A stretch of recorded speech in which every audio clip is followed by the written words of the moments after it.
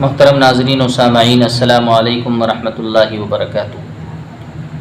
اللہ کی ذات سے امید ہے کہ آپ تمام حضرات بخیر و عافیت ہوں گے۔ مزید اللہ سے دعا ہے کہ اللہ پاک آپ کو خوش رکھے، آپ کی زندگی میں ہر قسم کی ناگہانی آفت سے، اچانک کے حادثے سے اور خطرناک بیماری سے اللہ پاک آپ کی پوری حفاظت فرمائے۔ ناظرین و سامعین، اس دنیا کے اندر بہت سارے انسان آباد ہیں، اور ان تمام انسانوں نے اپنے آپ کو کسی نہ کسی کام اور کسی نہ کسی پیشے سے وابستہ کیا ہوا ہے۔ کوئی تاجر ہے تو کوئی ملازم ہے، کوئی معمار ہے تو کوئی بڑھئی ہے۔ الغرض ہر انسان نے اپنے آپ کو کسی نہ کسی پیشے سے وابستہ کیا ہوا ہے۔ ناظرین، اس دنیا کے اندر انسانوں کا ایک گروہ وہ بھی ہے کہ جنہوں نے اپنے آپ کو خدا کے دین اور اس کی شریعت سے وابستہ کیا ہوا ہے، یعنی ان کی زندگی کا اوڑھنا اور بچھونا، ان کی زندگی کا مشغلہ اور کام خدا کا دین اور اس کی شریعت ہے۔ چاہے وہ مدارس کے اساتذہ ہوں، چاہے وہ مدارس کے طلباء ہوں، مساجد کے ائمہ ہوں، مکاتب کے معلمین ہوں، اور اسی طریقے سے خانقاہ کے اندر اللہ کرنے والے صلحاء صوفیاء کرام ہوں، یا واعظین اور مبلغین ہوں۔ یہ گروہ وہ ہے کہ جنہوں نے اپنی زندگی کا مشغلہ اور اپنی زندگی کا اوڑھنا اور بچھونا خدا کے دین اور اس کی شریعت کو بنایا ہے۔ ناظرین، یہ گروہ اللہ کو بے حد محبوب اور پسند ہے، اور اللہ رب ذوالجلال نے اس گروہ کو انسانوں کی بھیڑ میں سے چھانٹ کر اپنے دین اور شریعت کی حفاظت کے کام کے اوپر لگا رکھا ہے۔ ناظرین، چونکہ اللہ کو اپنا دین محبوب ہے، اس وجہ سے اس دین کی خدمت کرنے والا ہر شخص، چاہے وہ کسی بھی لائن سے خدمت کر رہا ہو، وہ بھی اللہ کو محبوب ہے۔ اس وجہ سے اگر آپ معلم ہے، مدرس ہے، واعظ ہے، یا طالب علم ہے، یا مکتب کے اندر آپ بچوں کو قاعدے کی تعلیم دینے والے ہیں، تو آپ اپنے آپ کو کبھی بھی حقیر اور کمتر نہ سمجھیں۔ جی ہاں ناظرین، آج اس گروہ کو، اس جماعت کو جو خدا کے دین کی حفاظت، اس کی تعلیم و تعلم میں لگے ہوئے ہیں، دنیا انسانیت اگرچہ انہیں فرسودہ خیالات کا حامل سمجھتی ہو، دنیا کی انسانیت اگر انہیں حقیر سمجھتی ہو، اور دنیا کے انسان انہیں پرانے خیالات کا کہتی ہو تو کہے، لیکن یہ وہ گروہ ہے جو اللہ کے یہاں ایک خاص مقام رکھتا ہے۔ جی ہاں ناظرین، اللہ رب ذوالجلال نے اس گروہ کو تمام انسانیت میں سے چھانٹ کر کے اس کام کے لیے منتخب کیا ہے۔ سرور دو عالم صلی اللہ علیہ وسلم کا فرمان ہے کہ میں نے اپنی زندگی میں قبر سے زیادہ بھیانک اور خوفناک منظر کوئی نہیں دیکھا۔ لیکن ناظرین، آپ کو معلوم ہونا چاہیے، اللہ رب ذوالجلال کے کچھ خاص بندے وہ بھی ہیں کہ جن کے لیے قبر کی یہ مشکل گھاٹی اور قبر کا یہ خوفناک منظر جو ہے، یہ بہت اچھی شکل میں اور بہت خوبصورت شکل میں سامنے آتا ہے۔ ناظرین، یہ محض اللہ کے فضل اور اس کے کرم کی بنیاد پر ممکن ہوتا ہے۔ وہ تمام افراد جن کے لیے قبر جنت کا بہترین باغیچہ بنتی ہے اور آرام دہ کمرہ ثابت ہوتی ہے، ان تمام حضرات میں سے یہ جماعت بھی ہے جن کے لیے قبر بہت بہترین شکل میں ان کے لیے سامنے آتی ہے۔ اور ناظرین، بسا اوقات اللہ رب ذوالجلال اپنے ان بندوں پر اترنے والے انعامات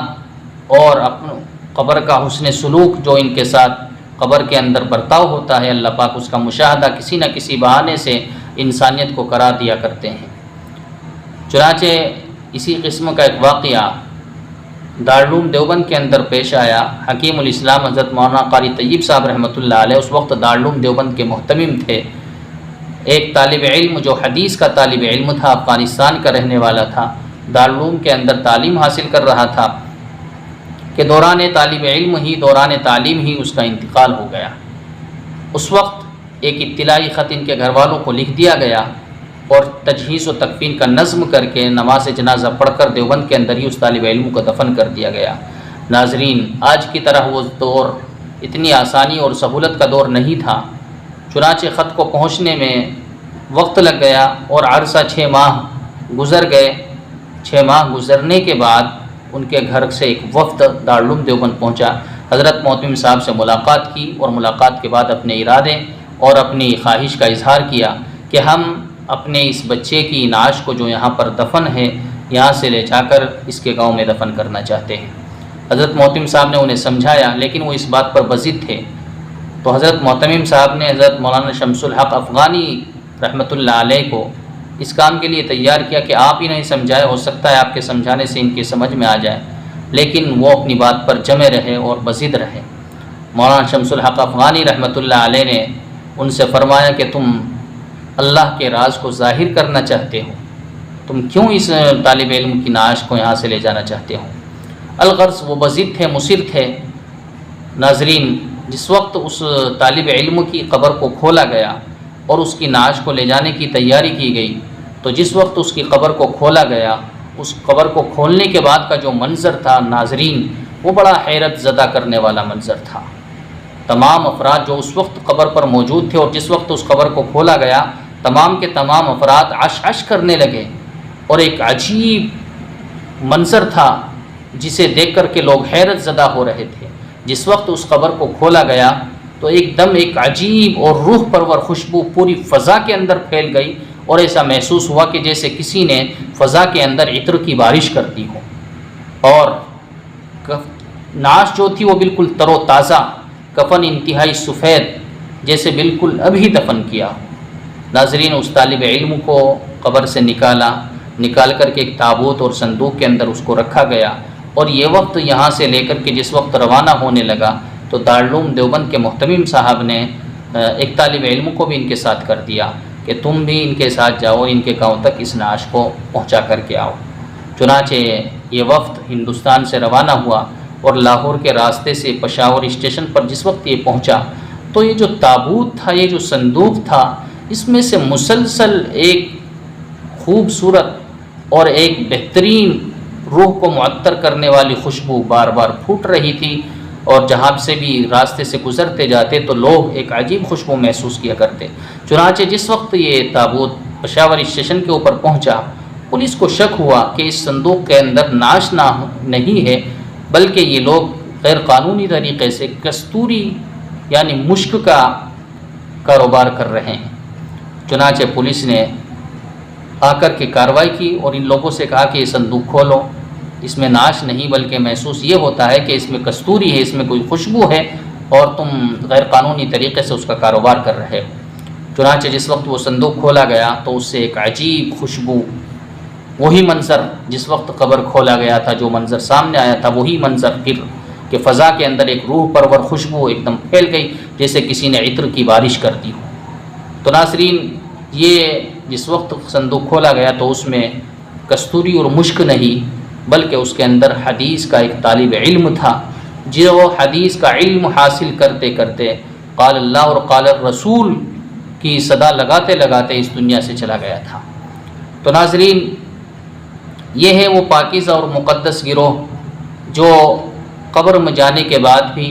جس کی حالت یہ ہے اور صورتحال یہ ہے۔ اتفاق سے اسی دوران پشاور کے کسی رئیس کا ایک بیٹا جو